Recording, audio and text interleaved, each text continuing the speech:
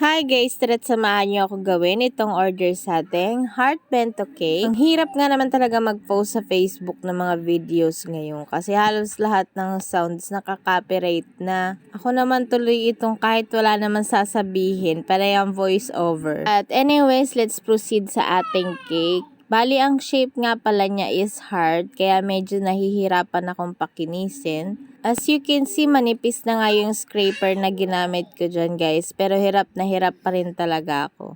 And voila, ang pinagbabawal na technique.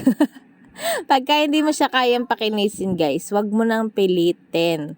So ayan, mag-isip ka na lang ng paraan kung paano mo siya mapapaganda kahit hindi mo ma-achieve yung super kinis na heart shape, 'di ba? Ayan, maganda naman siya. And ito, nagsusulat tayo ng dedication ni client.